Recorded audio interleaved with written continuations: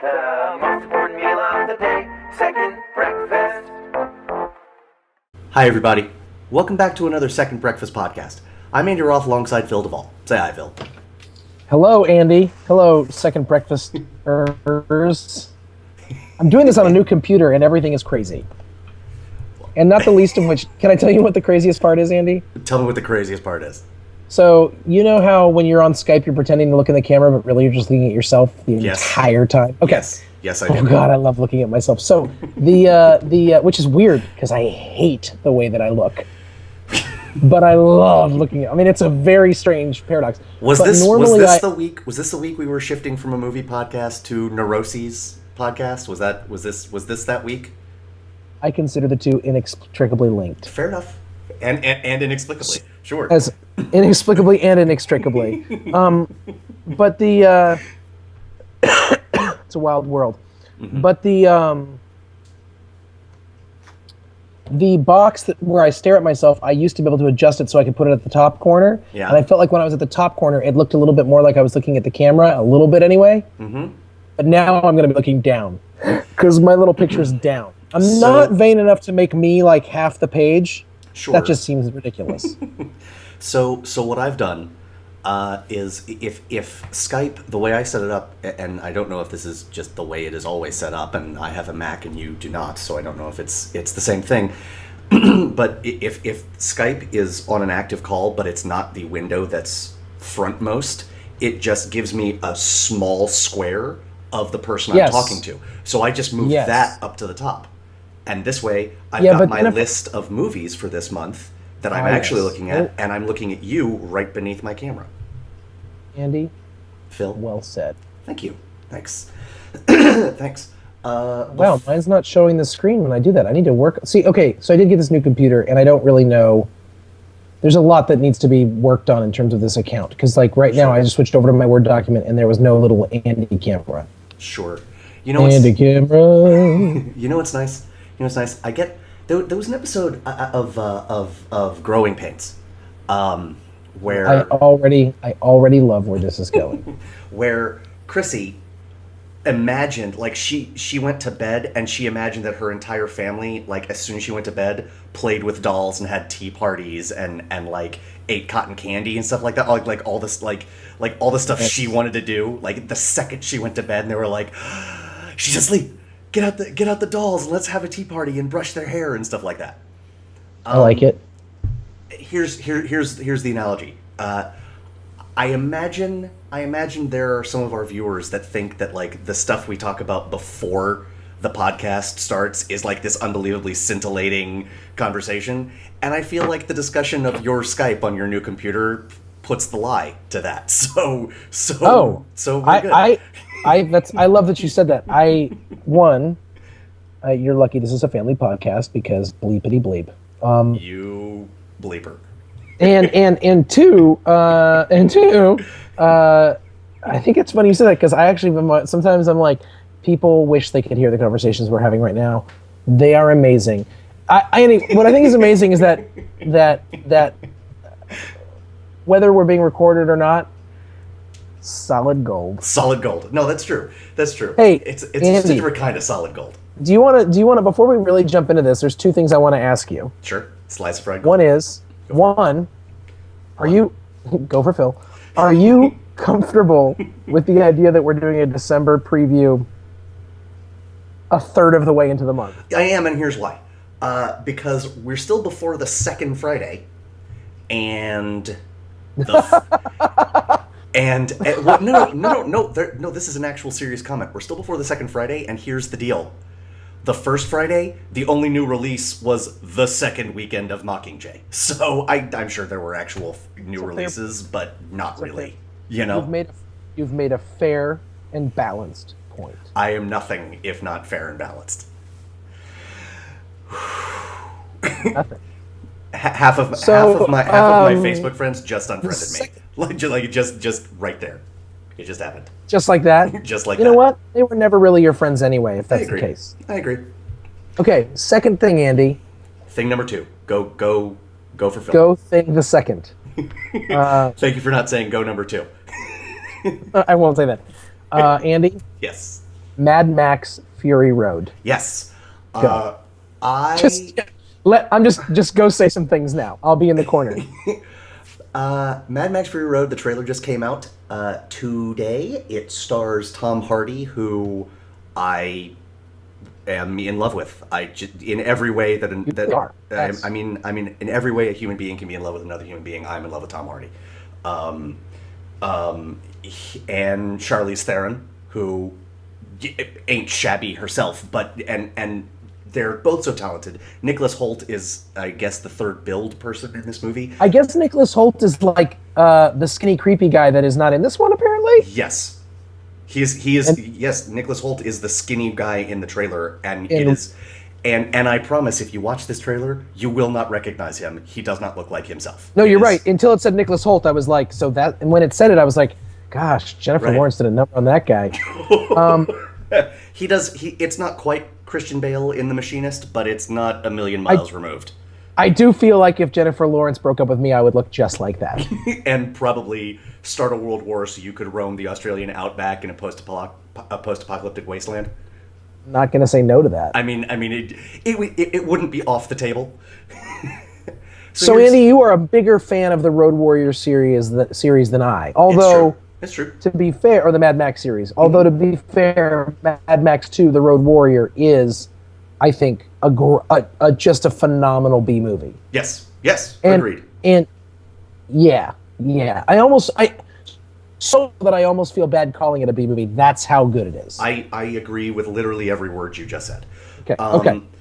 Here's why I'm in love with this trailer, because it's the original writer-director, George Miller, who people of a certain age might know as the certainly director and maybe writer of the seminal children's classics Babe and Babe 2: Pig in the City, and he is back for the first time in 20 years, 30 years, something. When did Thunderdome come out? Late 80s, so 25 years easily. Yeah. And it's his baby, and what I love about it is, what I would have loved to have seen? Somebody throwing a lot of money at George Romero 6 months after Dawn of the Dead came out. Right? When he was at the top of his game. I want to see the version of Day of the Dead where he got the budget that he actually thought he was going to get and deserved, because it's a very different movie than he wanted to make in his head. And it's not a perfect allegory because or analogy, because it's so much longer of a time frame. But what this trailer did for me was show me that George Miller still has it. He still has it in terms of choreographed car chases, which are some of the most amazing ever put to film, if not the most amazing. And with Charlize Theron and Tom Hardy and Nicholas Hoult and George Miller, I believe, when I sent you the email earlier today with the trailer, and I was like, the great thing is that I don't think I've seen all of the movie, and I don't even think I've seen the best parts. What I mean by that is, I think there's going to be some amazing character stuff, and I don't know if there will be sort of like the allegorical and metaphorical levels that he really only truly hits in The Road Warrior, but I'm excited to see his attempt, and it instantly vaulted well into my top 5 most anticipated movies of next year. Sure.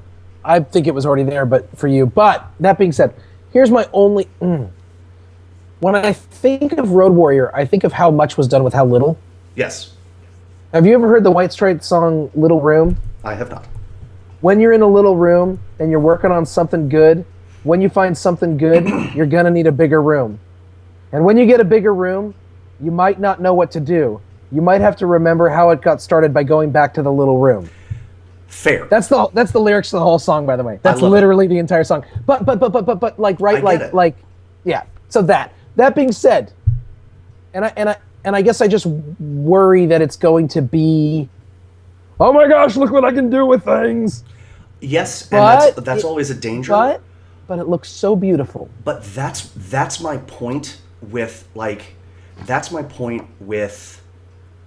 comparing it to vintage era Romero. I appreciate that. I feel you like, didn't compare it to like Spielberg or Lucas with the special Coppola. editions. Right. No, I got it. I got it. Right. Like I like that. I appreciate that. I feel like, and it's just a sense I got, and I'm an apologist, so maybe I'm looking to have this sense, but it was just a sense You're that a fan. I got. Yeah, that's fair. Maybe I'm looking to have this sense, but I got the sense that the tone of the trailer, even as it was bombastic and blowing stuff uppy, I got the sense that it didn't feel different than another Mad Max movie. It might have felt sort of prettier, if you will, snazzier, and maybe bigger, but it didn't feel different. It felt like the natural progression, and that's something that I very, very, very much appreciate. Andy, we are at this point. If there was a hair between us, we'd be splitting because we are both excited about this movie. Sure. I am highly anticipating this motion picture. Indeed. This talking picture. Talking picture. Even the way that the titles come up, like this, like the cheeky and humorous way that like it says Mad Max Fury Road. I know. Which is weird. I don't think I've ever commented on. I think titles maybe that way, the only thing, I think the only way that it looks like it's going to disappoint me is yes, that it's not going to have any Mel Gibson in it. Fair. That's fair. And if they surprise us with a little Mel Gibson, I will lose my freaking mind. Sure. Sure. I will be the guy just screaming at the television, at the screen, at the movie screen. Yes. Opening night. Okay. Yes. All right, December. Yeah. So It's an interesting month. It's an interesting month in terms of what we do here on this show. it's true because this is Oscar bait. This is the It really is. Yes. Lots of movies coming out that want to get And awards. I'm glad that you said it's Oscar bait because honestly, it feels a little Oscar-batory. You're welcome. I didn't know that was going to happen until it happened. I'm so proud of myself right now. We're done. Good night, Have a everybody. good night, everybody. That's it. That's the moment. That was it. No, it really is, though. It's funny. First of all, there's so many things on this list I want to see. Yeah. That being said, it still feels like this has been such a disappointing year. A terrible year. Terrible. Honestly, a terrible year. A terrible year for movies. Yeah. Which was disappointing because last year was so wonderful, and it's like you've already been wonderful. Why would you purposefully be terrible again after Although being what's wonderful? funny is the best movies I've seen this year stand shoulder to shoulder with the best movies I saw last year and the best movies I saw the year before. Agreed. It's just all the ancillary movies. It's like It's like there's this this best movie list and then just a bunch of crap. There was truly great movies, and I have not consulted my list from last year, but I remember. So we've done best of lists for the past 2 years, and I remember, having trouble with at least one or two movies I really wanted to make the list and just couldn't fit them on there. I suppose I will feel differently at the end of this month, and when I see some of the movies I've missed. But I wonder if I will have a problem filling my top 10 rather than squeezing everything in. Yes. Yes. Yeah. Andy? Phil? Yes. Yeah. But look at the bright side. After Oscar bait month, we get Dumbuary. Oh God. Are we excited for 2015? I think so. I mean, who doesn't love superhero movies and sequels? So that's pretty much every year until the rest of time. Is Star Wars coming out in 2015? Yes, next Christmas. The first one not to come out in May. Yeah. Yeah. I just wet myself a little bit, not a lot. Have you seen the trailer? Did you see the trailer? You've seen the trailer. Yeah, sure. I saw the trailer IMAX, and Wow. dude. I mean, I'm just like everybody else. Everybody else, Yep. when that Millennium Falcon swept up, Oh, sure. game the F over. I was just like, and it was one of those things where I was like, oh, like you knew you had me, but you had me anyway. Like, Yep. I'm Yep. way more excited than I want to admit. I Way understand. more excited than I want to admit. I understand. I ain't judging you. And it's all thanks to two words, Andy. What's that? George Lucas, which is to say, he's taken himself out of the The picture. absence of. The absence thereof. He was asked what he thought about the trailer, and he's like, I haven't watched it, and I have no plans to. I'm gonna go see the movie like everybody else. Right, except he's gonna go see the movie like everybody else, like in a private screening room at a Skywalker Ranch. But I mean- other than that, yes. Right, but it's going to be closer to opening day than let's put it this You know what's way gonna- than I thought. You know what's gonna be? You know what's gonna happen is What's like that? opening day. Everyone's gonna see the movie. And they're gonna be like, "Oh my god, I thought it was gonna be amazing, and it was terrible." And then right then, J.J. Abrams is gonna go like this and pull off his mask, and it's gonna be George Lucas, and we're all just gonna. Right. Oh, I He's gonna can't. pull off his mask and be Tom Cruise in Mission Impossible, and he's gonna pull off that mask and be George Lucas. It's- That I'd be amazed before I was upset if that happened. I'd be Sure, like, sure. "Whoa!" Sure. No. I concur. I concur. Okay, Andy, Phil. what's your first movie that you're excited about in December? So I have, perhaps unsurprisingly, my can't hardly wait list is fairly chock full. The first one, Wild, Yeah. starring Wait, what is it? Wild, starring Reese Witherspoon in the remake of the Emile Hirsch starring movie Into the Wild. No, but they're Nope. but they're similar movies. Person goes into the wilderness and has adventures and misadventures with a random and rotating and revolving cast of people that come in and out of his or her life. So you're putting this movie in your can't hardly wait list. I only recently, like within the past year, saw Into the Wild for the first time, and I just loved the crap out of it. And I don't know why it took me that long, because I love movies like this. And on top of that, I like Reese Witherspoon a lot. I think she is very yeah. talented, and she is Oh, yeah. and she is apparently like career best in this movie. So Yeah, as is it's- Laura Dern, who isn't nearly as famous as I want her to be. Andy, you had me at Laura Dern. And the thing is, it's under my Fool Me Once category. And Okay. for some reason, you know what? This is terrible for me. Okay. So you know that from time to time I'll smoke the occasional cigar. Yes, sir.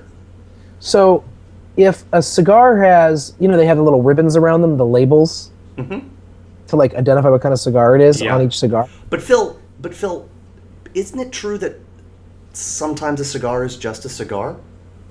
No, it is always something else. It is always also. It is yeah, sometimes, but Andy, it is true. But in the story I'm telling right now, it isn't. It is also a metaphor. Shut up and listen. Go for it. Go for it. No, but like, I'm one of these people who, if the label on the cigar looks dumb, Yeah. the cigar could look beautiful. Sure. The cigar looks, I have no interest in the cigar.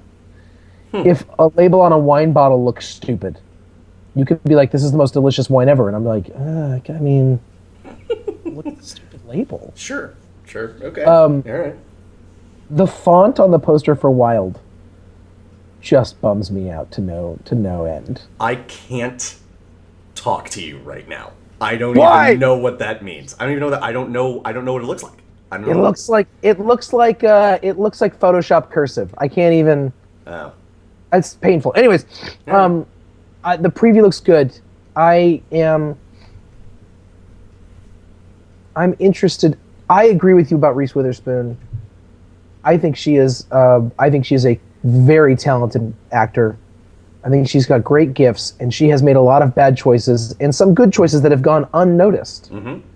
And for I- some reason, Just her I thought she was reputation- wonderful. I thought she made, in many ways, I thought she made Mud because she was. You saw what he loved in her and what he hated in her and what she loved in him and what she couldn't was- be. She was.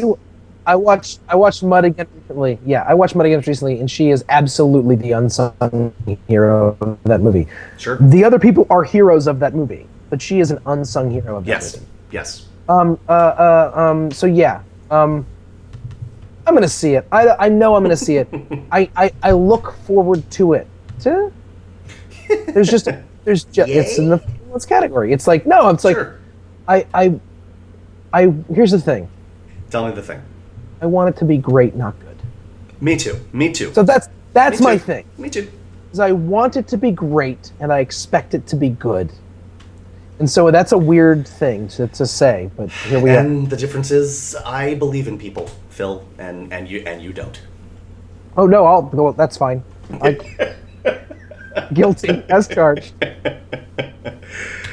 I was having a conversation with someone once about like I was talking to a kid that I was a chaplain at the school, and this high school guy was like, "But don't you have to like trust people?" And I was like, "Oh Lord, no."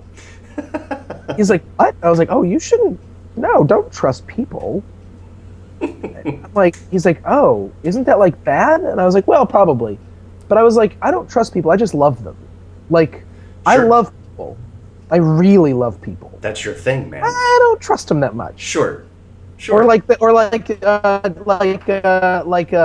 whatever his name is. Is it? Oh man, I'm gonna get it wrong. Ordell Roby in Jackie Brown. Sure. Because I don't trust Melody, but I trust Melody to be Melody. Right. It's Melanie. I don't trust Melanie, but I trust Melanie to be Melanie. Right. So I want to trust Reese Witherspoon. I don't just want to trust Reese to be Reese. Fair. I want to trust her. She's a phenomenally capable woman, and I really want this movie to do well. That's Indeed. Indeed. all. Only once. Shame on you. Fair. Go for it. Give me a movie and you can't hardly wait. Still working on how to click back and forth between things. Okay. Oh, you want a Can't Hardly Wait movie? Okay. Top 5. Yes. Okay. And I'm shocked. This is the first time Chris Rock has made a list for me. Interestingly, it's just real quick, and then I'll let you go. It's in my Fool Me Once, just because I know so little about it, except that people are loving it like it is chocolate, peanut butter, and ice cream. like it's crazy I think how people are loving it.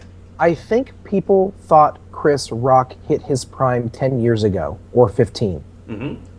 I think he might have hit his prime now. It's just a different kind of prime than we thought. Sure. Interesting. Okay.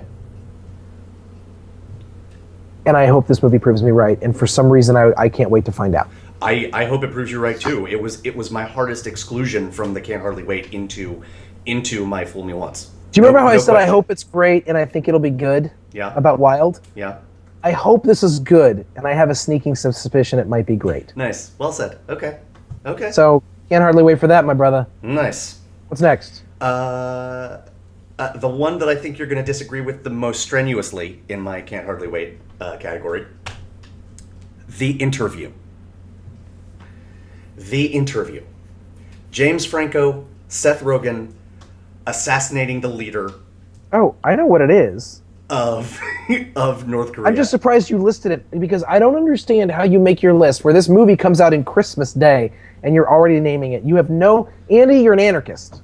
I don't. There's no order. There's no rhyme or reason to your list. That's true. Oh, it drives me nuts. Okay. That's the thing to which I strenuously... You strenuously object? Yes, You strenuously object. Oh, well, in that okay. case, overrule. He really does think better with that bat. Okay, so Okay. so here's the deal. Here's the deal. When I am making my list, I look week by week, but when I'm talking to you, I go category by category. I love you. Go on. It just makes sense. It Andy, makes sense to tell Andy, the people category Tell by me, category. tell me why this movie's on your Can't Hardly Wait list, and then tell me why you think I will be strenuous in my. Go. I don't think you will strenuously disagree to the point of I hate this movie, although that's certainly possible, or I'm not excited for this movie. I just think when I say strenuously object, I'm just more anticipating you being surprised that I have no reservations about it. And to use the parlance you have introduced into this podcast, I expect it to be at the very least pretty good, and I think it is going to have several moments where I poop myself from laughing, because James Franco and Seth Rogen working together, they get me, man. They just get me, and let's be honest, you a big Pineapple Express fan? I am. Okay. Not like I was not to the degree that the sort of buzz about it was. Sure, I don't own it. If that sort of gives you a view into my feelings on it, but I did very much like it. Also, let's not discount the aspect of this movie that, like, yes, it's horrifying, and what they do to their own people and what they want to do to the world is terrifying. But if you put that aside, North Korea is the closest thing to a genuine like airplane, Animal House, National Lampoon style comedy that we have in world government today. I appreciate everything you're saying. Can you hear my dog snoring from where you are? I can't, but I wish I could. Okay. I wish I could. So that's, I mean, they are, to say they are ripe for lampooning. I don't know a word that means ripe squared, and I don't know a word that means lampooning cubed. So I will just say North Korea is ripe for lampooning. Okay. Here's why you're wrong. Tell me why I'm wrong. Because Team America World Police did it 10 years ago so gorgeously. I understand. So that I agree. So only so that it's not like this is not extra virgin olive oil. This is not like the first press. Okay? Now, I know. How about that? Come on, you did not see that coming. I'm in Fuego today. Okay, here's the deal. Andy, in the words of Tom Hagen from Miller's Crossing, nobody knows anybody, not that well. Because here's why. Of course this is on my can't hardly wait list. Are you kidding me? I am so freaking psyched for this movie. Sure. Okay, do you remember a couple months back when we talked about Neighbors and I told you how I saw the movie Neighbors with my neighbors from next door? Yes. And that it was the first time we'd ever hung out with them, and that they're wild and crazy and party, and then we have the kids and we're and then we saw the movie with them, and I saw the movie wearing my child and was like, this is too close to home. And they were like, we walked out of the movie and they were like, we wanted to laugh, but are we like that? That whole thing. Anyways, saw them the other day and I was like, guys, we're going to the movies. We're seeing Interview together. And they're like, we are so seeing the Interview together. Andy, I cannot wait for this movie. Good. The previews are perfect. Yes. The pitch is perfect. I've been watching Freaks and Geeks again lately for the third or fourth time. I love it. Franco, and it reminded me of how long Franco and Rogen have been loving each other and killing it. Yes. Well said. I just, the movie looks pitch perfect. Lizzie Kaplan, not enough words. Nope. And or not any of the right ones anyway. Enough. And Andy, you know that just based on the publicity for this movie, that the North Korean government called it an act of war. Yes, I do. Andy, it is my American GD duty to see this movie. I mean, I have a responsibility to my country. It's true. You don't want to be the tree of liberty must be watered at times with the blood of patriots and tyrants, and you want to be one of the patriots that's watering the tree with some other non-patriot or other patriot's blood. That metaphor and analogy didn't work out so well, but I stand by it. I would, Andy, you stand by that thing till it's done, and Okay, because done. yeah. Yep. Listen, no member of the Axis of Evil gets away on my shift, and I'll tell you what, this movie. There you go. This movie is for us, man. It's for America. It's for America. Everything about it. Everything. Literally everything. Are you telling me my man doesn't pee or poop? You telling me my man Kim Jong doesn't pee or poop? Everybody poops. Yep. It's just amazing. I can't. Yes. I can't. Yes. I can't wait. Give me your next movie. Well, I mean, by your definition of next, I don't know anymore. Give me another next can't hardly wait movie. Oh, okay. You jerk. Andy, Phil. Inherent Vice looks Amazing. Ding, da ding, ding da ding. Yeah. Yes. Yeah.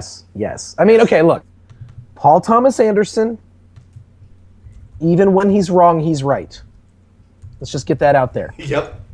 He's not my favorite filmmaker in the world, but when some people say, like, it's not my favorite, they're actually saying, like, I hate him. right. No. He's not my favorite filmmaker in the world. He's just a really great filmmaker who always makes me think and know and is I don't know what my reservations about calling him one of the greatest living filmmakers is. I don't know what my reservations are. Can I speak to it? Because I don't know if you have the same reservation, but I have a reservation about him, and that is what a lot of people seem to say, and maybe you and I brought up or said during our Interstellar podcast about Chris Nolan. I don't know that I love him as much as I admire his stuff.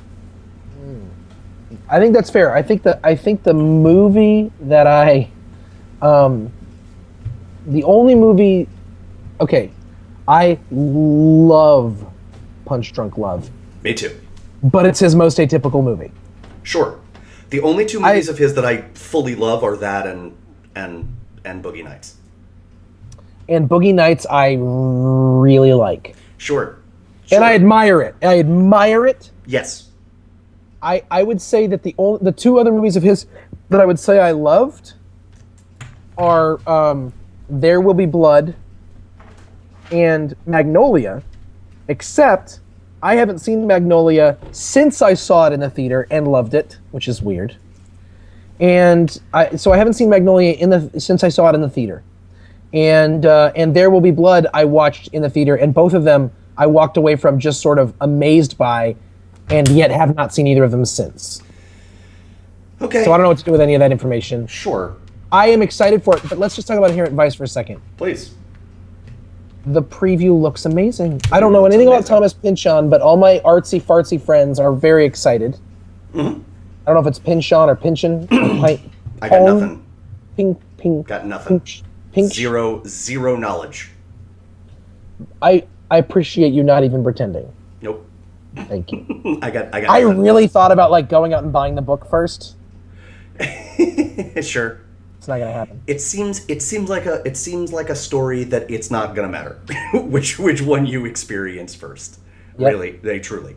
So there. So that's what I have to say about that. Yep. Yes, made my list too. Love it. What's next for you on the can't hardly wait? A Most Violent Year. Yes, Andy.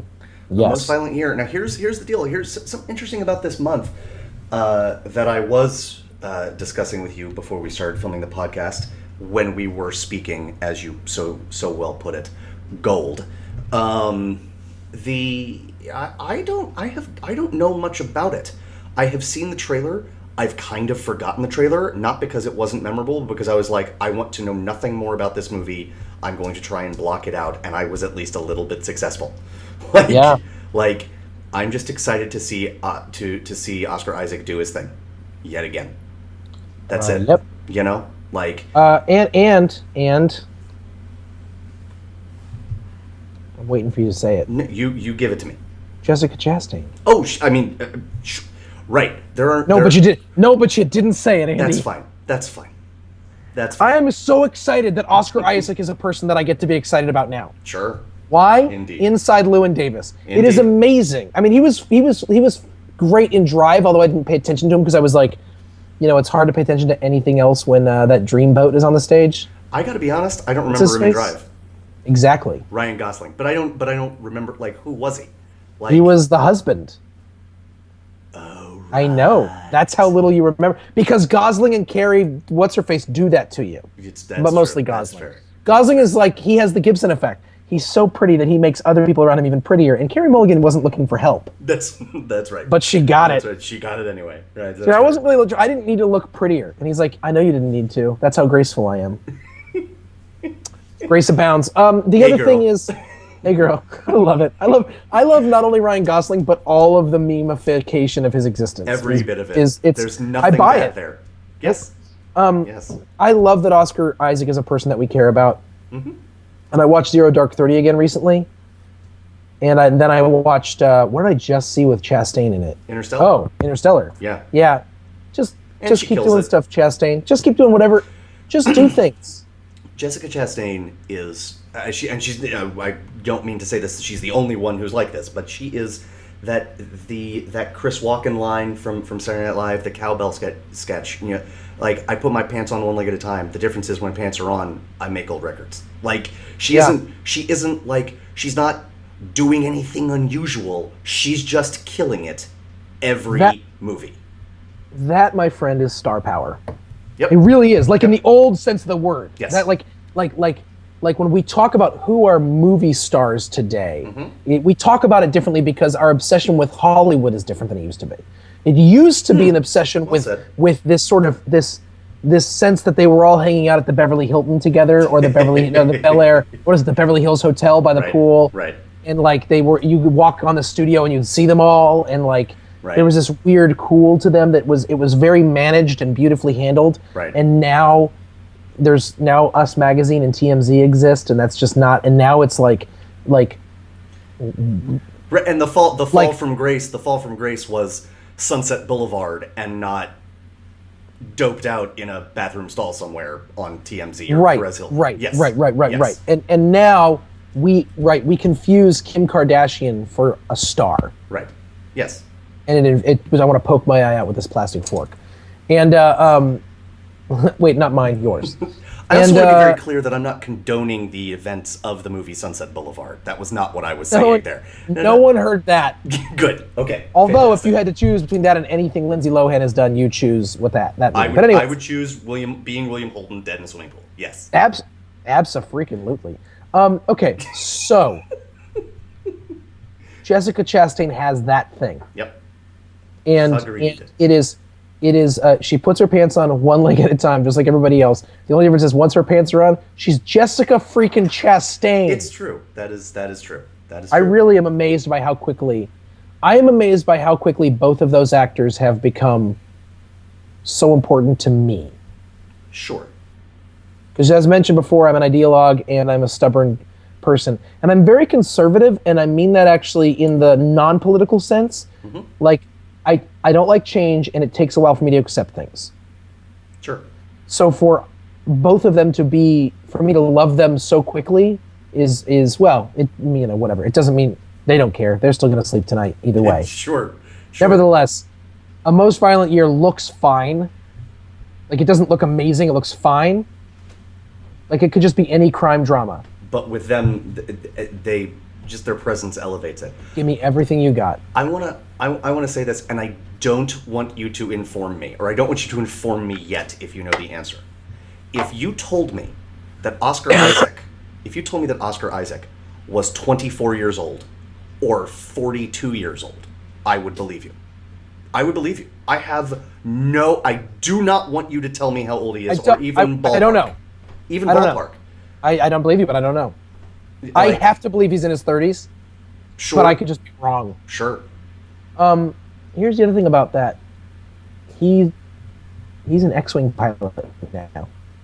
That's true. That is true. Like my favorite actor of all time. Did you realize when they flashed to it's him? I didn't, but when I watched it the second through billionth time, I did. He is an X-Wing pilot, just like my favorite actor of all time, Dennis Lawson.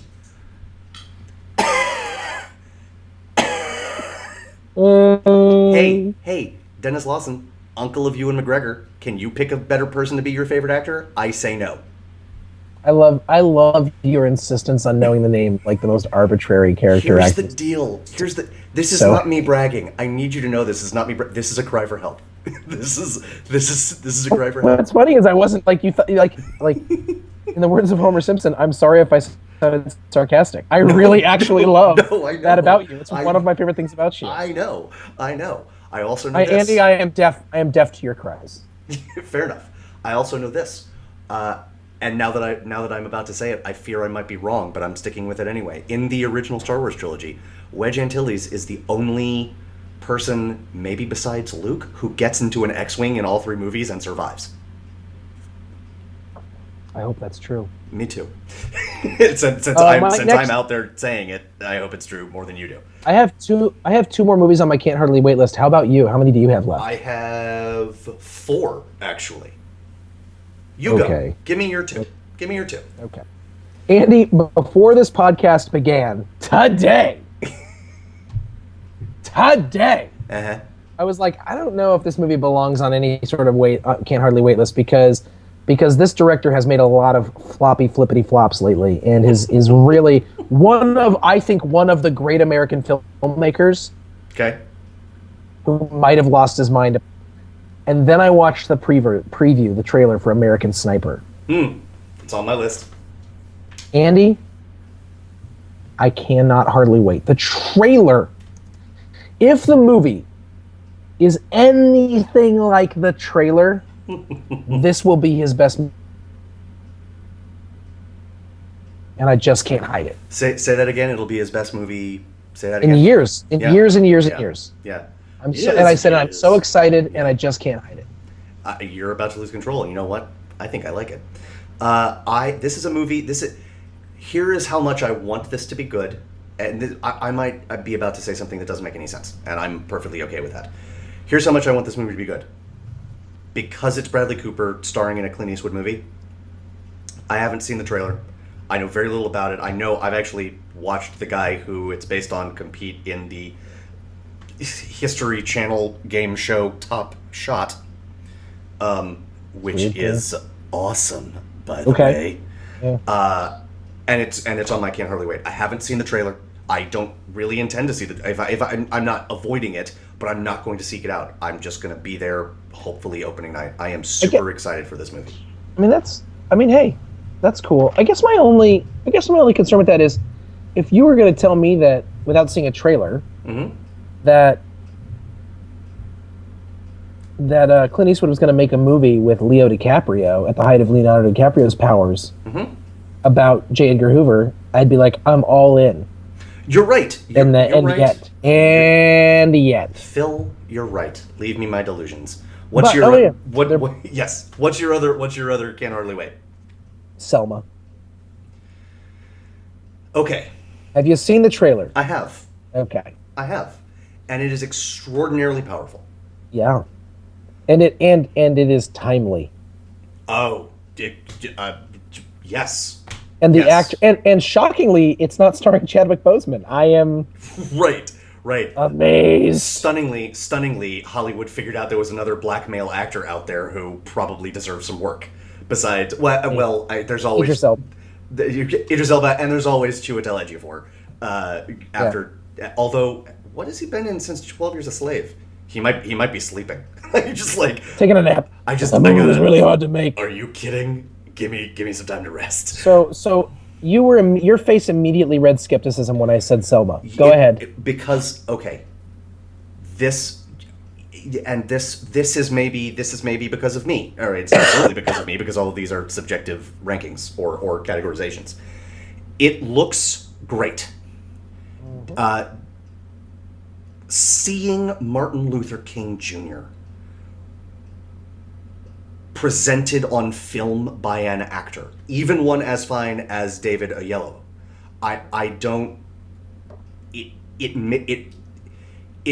it gave me pause. I don't want to go so far as to say it made me uncomfortable, but that wouldn't necessarily be a lie. I completely understand. That is it. Because as you Can say, it looks good. It is timely. Tell me. The trailer is, well, first of all, it was powerful. I want to take it a little bit further, and that just could be me. The trailer was not just powerful; it was pitch perfect. Which is to say, I was crying during the trailer. Sure. That very rarely happens. Sure. I have a lot of strong feelings about Martin Luther King Jr. Racist. That's exact. When I said I have a lot of strong feelings about him, mostly I was like, because I hate the blacks, but only because of the color of their skin and their inaptitude as human beings. That clearly. I mean, why else would you hate them? Yes, of course. Come on.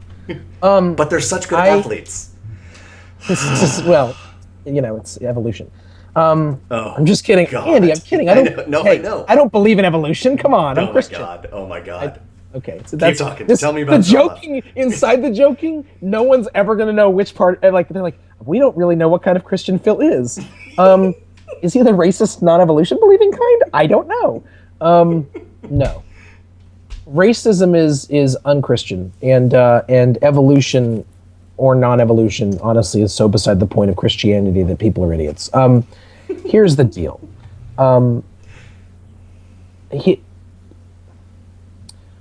I said this actually in church a couple Sundays ago. I preached a couple weeks ago, and I won't preach now, but I talked about I had to talk about Ferguson, and I had to. Sure. And I had to try to talk about it not as simply a social event, but as a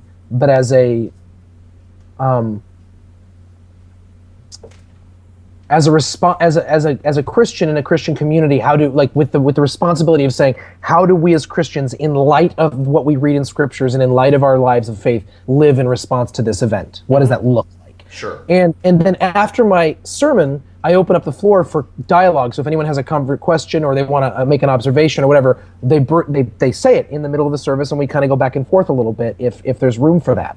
So one of the persons was sort of like how do we? I didn't mention Dr. King in my sermon, but someone was asking me about like how we as Christians deal with this. Like, how do we deal with this as Christians? You know, I guess obviously my sermon didn't do a good enough job of illustrating that. But what I said was, you know, what's frustrating is we have an example in America in terms of race relations and civil rights. We have not just an American example, but a Christian American example of how to deal with this very particular thing. And it is the life and writings and action of Martin Luther King Jr. And our problem is that we don't actually want to read what he has to say or listen to it or pay attention to the content of his message. And I mean that for both liberals and conservatives and racists and non-racists and Christians and non-Christians, that it is a fundamentally Christian message and it's challenging. And so what we really do is we have reduced him to a few simple snippets and a few simple ideas. You know all this, you know all this, you know all this. Yeah. The movie, the trailer, led me to believe it's possible that this movie is going to be about something deeper than the greatest hits. Although it is centered around his greatest hit. Sure. I know that, Right. so to speak. Right. So to speak. Right. Right. His greatest defining moment. Although it's still not his "I Have a Dream" moment, but it is that sort of the Selma March was this thing that sort of solidified who he was in the hearts. Right. So I'm excited. I'm excited that this could be a movie that delves into Martin Luther King Jr. in a way that cuts past the greatest hits montage. Sure. The reason Ring of Fire, that's not what it's called. The reason Walk the Line, some Johnny Cash movie, the reason Walk the Line is a better movie than Ray is that Walk the Line is not about every single part of Johnny Cash's life. It's about a very specific part of his life. Sure. And Ray is trying to encapsulate an entire human being into a movie. Right. There's no arc. It doesn't work. They try, it doesn't work. It's true. Also, you're racist. I actually had someone who was like, "Oh, of course you liked Walk the Line better than Ray." Jeez. Whitey. And I was just like, well, okay. I have nothing. We can't. Anyways. And a good day to you too. And a good day to you, sir. So anyways, and then I put my white sheet on and walked out the door. Right. Right. Set a cross on fire and left his This lawn. movie is not called I Have a Dream. It's not called King. Right. It's not called Martin. It's called Selma. Sure. And that gives me not just hope, but like real hope. Like, oh man, this could be. I love it. I love everything you're saying. I want it. And I want it to be as good as you want it to be. There's no difference on that. On that metric, we are precisely at the same place. Oh, good. So I actually kind of don't want to talk too much about my other Can't Hardly Wait movies. But just to give them to you real quick, I got The Gambler, because the trailer made me just so happy. Mostly John Goodman and Mark Wahlberg, yipping at each other. It was they are a delight. Unbroken, because I'm a sucker for a World War II POW movie. I can't wait. I can't hardly wait. And Big Eyes, because Andy, Phil. we're talking about Big Eyes right now. Okay, This is in my Fool Me Once category. take it away. Tim Burton hasn't made a great movie since Ed Wood. Okay. That was a full 20 years ago. Yes. He came This close movie- with Big Fish. Big Fish was a solidly good movie. Yes. We're not in disagreement there. This movie, Ed Wood, was a biopic about an offbeat character, human being, written by Larry. I forget the names of the people who wrote it, I'm not judging. but it's relevant. Okay. Written by these two guys who won an Academy Award for it. Oh no, they didn't, because it was the same year that Pulp Fiction came out. They won nothing. No, I think they still might have won, because I think it was. I think one was original and one was adapted. I think. Okay. You're still wondering why I'm bringing all this up, probably. I sure am. I am. Good. Because here's the deal. It's right in Tim Burton's wheelhouse. It's a weird No. central character. Here's the reason I bring it up. Okay. This movie is all the things I just said, written by the same people. It's written by the people who wrote Ed Wood, his last great film. You say that as if it's a demerit, and I No, say that. no, I'm saying this, Andy. That's why it's a fool. This is me why once. this movie is on my Fool Me Once Right, list, right. instead of not being mentioned and me getting conniption fit level angry. This is the first Tim Burton movie to merit anything on anywhere on my list in forever and a day.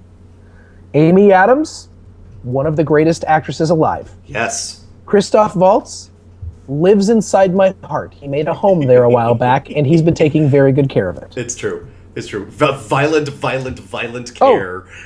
But yes. It hurts, but it's right. But for the fact that the trailer seems to tell the entire story, Sure. I am legitimately excited for this movie, and it terrifies me. Fool me once, shame on you. Fool me twice, shame on me. Fool me 1,000 times, Tim Burton.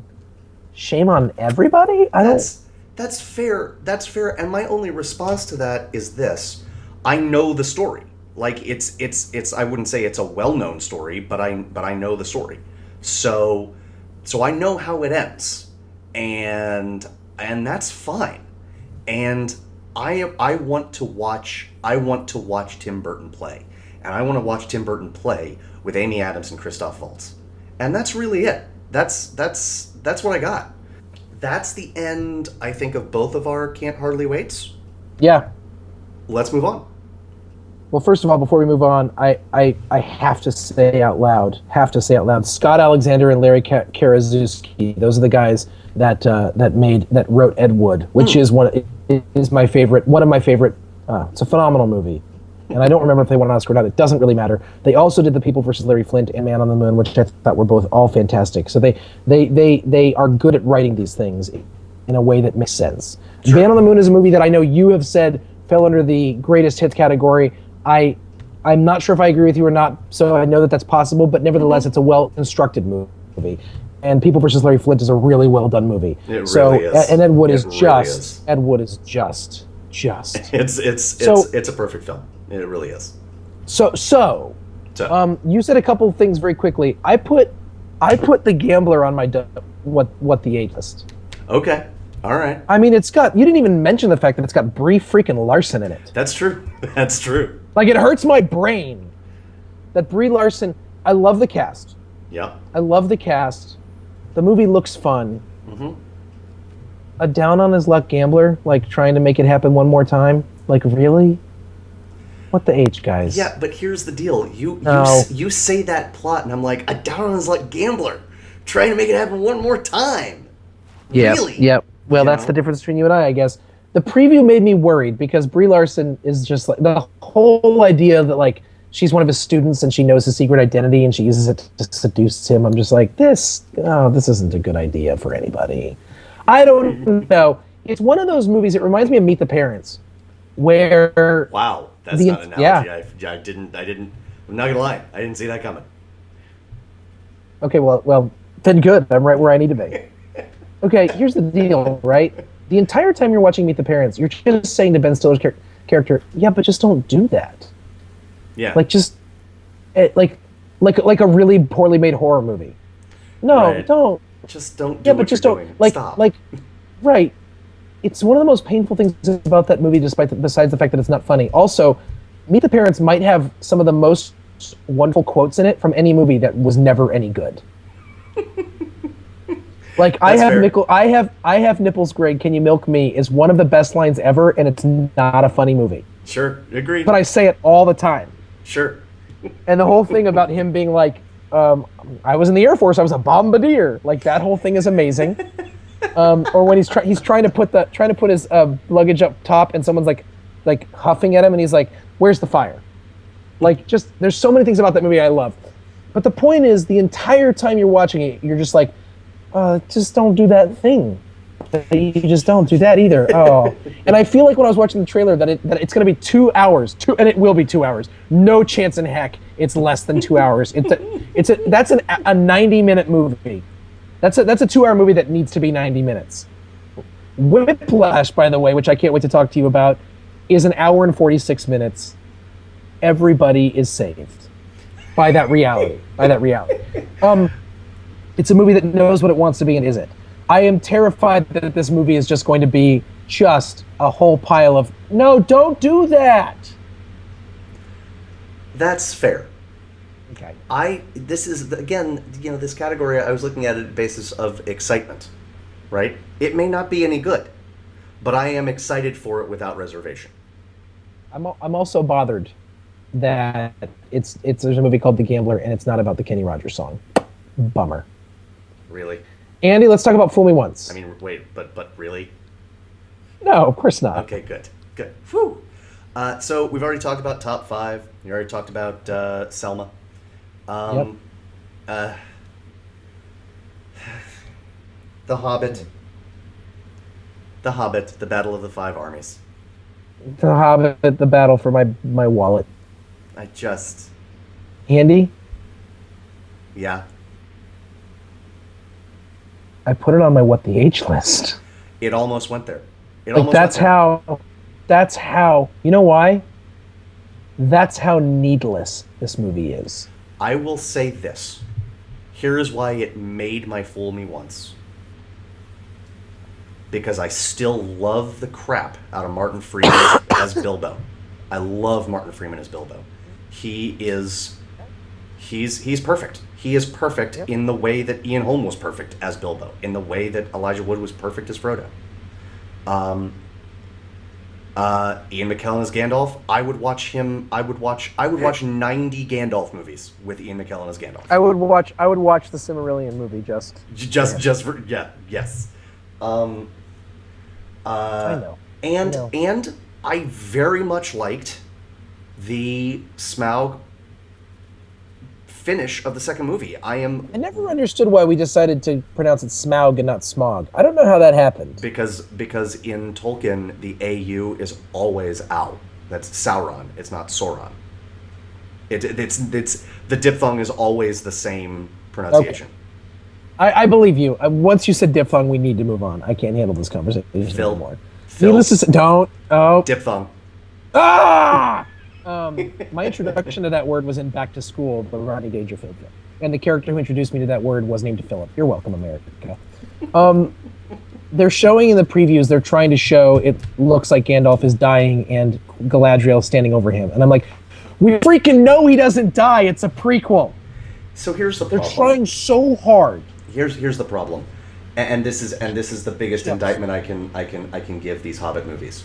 the fight that every prequel needs to win, and very few of them do, is the answer to the question, why was this movie made? Yep. Once it is a prequel, it needs to justify its existence. Yep. Interestingly, a movie that I think justified its existence without being spectacular, that was a prequel, Monsters University. I was hoping you were going to say that. Yeah. Yes. I agree. I was completely skeptical. Yes. And I actually now love that movie. Yes. I had to watch it like I think 15 times in 1 week once. Sure. So it might be Stockholm syndrome, but sure. yeah. But yeah, no, you're right, absolutely. and I think The Hobbit did need to exist, but in the words of the woman from The Matrix, not like this. Not like this. Not like this. I really do. I feel like Peter Jackson also felt the need to answer the question, why does this exist? And I'm so sad about the way he chose to answer it. I think, honestly, I think he's just, I read something recently, I was like, he's just an exhausting, making one movie is an exhausting process. Making one movie that's like 3 characters in a room sitting talking to each other based on a play is exhausting. But when you make 3 movies shooting back to back, like these, like Lord of the Rings, it has to kill you. And he was planning on not making these movies. And I hear you, but it never should have gotten to 3 anyway. It's like the point is, 3 3-hour movies? No, 2 2-hour movies. That's a 5-hour difference in film. I agree with you. I will still say this: if it's gonna be, in a world where the studio, I'm glad you're sitting down, doesn't care if we like the movie because we've already bought the ticket. What? I know. In that world where we were gonna get 3 movies, right? Yeah. In that world, I would sit through gleefully, I'm guessing. Joyfully. Yes, 3 Guillermo del Toro Hobbit movies. Okay. For 2 reasons. 1, I love GDT unreasonably. And 2, he's a fresh voice. And I don't just mean someone different from Peter Jackson.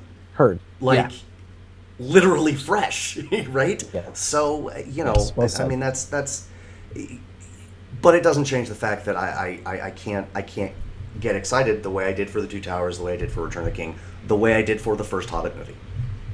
You know? Yep. So, it fool me once. And the other, what do you have under Fool Me Once? Oh, I put Exodus on there. You made my what the H. It should. That's where it belongs. Sure. In fact, Andy. Yeah. It's over there now. All right. Do you have a Fool Me Once? I'm so angry about Exodus. I know. And I have to see it. I know. Andy, I have 2 more Fool Me Onces. Hit me. Captive. Okay. Is that Ryan Reynolds? Yeah, and he doesn't make good movies, no matter what anyone says. He is. I read a review today. And it's like, this movie is terrible, but Ryan Reynolds is okay, and that is a masterful achievement considering the rest of the movie. Well, okay, so I had not heard of the movie until I was preparing for this podcast. I have not seen a trailer for it. Sure. I don't trust him in movies, although he's great generally, or fine anyway. He's not a person that I don't even want to say great because I haven't made that decision yet. I'll accept him in a movie. I just haven't seen movies of his that I liked. Sure. That being said, it's written and directed by Adam McGoyan, who made The Sweet Hereafter, which is one of the most beautiful, difficult movies I've ever seen. And I know he's got it in it. I've never seen it, believe it or not. Ian Holm would blow your mind, Andy. Even though you know that already, it's still true. I like, when you go into something expecting greatness, and then the way that it's great shocks you. Yeah. That's how The Sweet Hereafter is. I love it. So someone who's capable of that makes me interested. Sure. Okay. And it's a father-daughter thing. I'm not sure I'm ready for that. So, anyways, sure. and Annie. That's my other what the H. I I know. That's my You What the H. put it on the What the H because you saw the preview where they did the song and you were like, "This is no good." That's true. That's true. Real quick, and then we yeah. can talk at length or at midth about Exodus, Gods and Kings, and Annie. My other Fool Me Once, my last Fool Me Once movie is Into the Woods, and it's because I have, I am a huge. Hope you're sitting down, everybody, because this will be stunning. I'm a huge musical fan. I love musicals, love Broadway shows, love Stephen Sondheim. Huge. I own the Blu-ray of the staged video recording of Neil Patrick Harris in Company with Stephen Colbert and Christina Hendricks. And I mean, I know. And Into the Woods, people love this show. And I'm like, yeah. I don't get it. I just don't get it. Stephen Sondheim makes like he crafts songs that stick in your head for weeks, months, years. Sweeney Todd, you could write a dissertation on how intricate that music is. And Into the Woods, it's like he was trying to make a show where not one thing is earwormy. And look, I'm not saying that a catchy song equals a good song. But it's like he was trying to run the other direction. And That's weird. Yeah. And I don't know. I've only seen Into the Woods. I'm not as big a musical fan as you are. When a musical is good, it's great. Yeah. I mean, West Side Story is one of the greatest things that ever happened to anybody ever. Period. Sure. But it's a musical movie, and I'm going to see it. And the cast couldn't be better. But I saw Into the Woods in college. Our friends were in it, and they did a great job. And I still didn't care about the movie or the play. Sure. And they were all great. They were fun to watch them. I was like, this is a good show. It's well done. I don't remember anything about it. I don't care. Sure. Yeah. Actually, I might be lying. I might have done that while I was away. No, I was there. I saw that. No, I saw that. Was it after we graduated? Because I don't think I saw it. Oh, then maybe it wasn't. I didn't see it in a mall talk. Oh. But we were around for that whole year. After we graduated. That whole year. I left in January. I don't know anything anymore. Neither do I. I don't even know who I am. I just know that I don't care about Into the Woods, and I don't care about Into the Woods. I will see it. Not even on my list. Sure, fair enough. Let's talk Exodus, Gods and Kings, and Annie, and call it a day. Okay, here's the deal. Tell me. I think Annie is a subpar musical. Okay. Some of the songs are great. Sure. The movie is so problematic on so many levels. Okay. Although it's adorable desire, it's adorable love for Republicans, even if it's a joke. Crappy. Just because there's a movie in Hollywood where like the Republican is a good guy, even if he has to become a good guy, it just blows my mind that there was a time when that was a thing that they could do. Just blows my mind forever. I think everything about this reboot looks, except for the song that you showed, looked terrible, but I don't really care. It just feels right. The preview feels right, and they've beat it into my head. And I love that about them. And I want to see what Jamie Foxx does. I guess what I'm saying is, I don't have high expectations for Annie, so the movie, looking as fun as it does, and having the kind of life, the joie de vivre that it has, and the Rose Byrne that it has me interested. The four main characters in this movie, three of the four. I like Jamie Foxx. I don't love him. I like him. I love Quvenzhané Wallis from Beasts of the Southern Wild. She is spectacular. I will see anything she does for her entire career, which will probably last longer than I am alive. Because she is... That's accurate. She's like 3 weeks old. Bobby Cannavale, I will see anything he's in. I love him. Okay? Rose Byrne, I will see anything she's in. I love her. Okay? Forgot about Bobby Cannavale. Well done. Nah, I disagree with your... I mean, your opinion is valid. But when I watch it, I do not see joie de vivre. I don't see it. I see noise. And if that makes me sound like a crotchety get off my lawn old man, that's fine. Because you know who's supposed to love Annie? Crotchety get off my lawn old men, right? Yeah. And where you call it subpar, I will disagree with you because of this. It is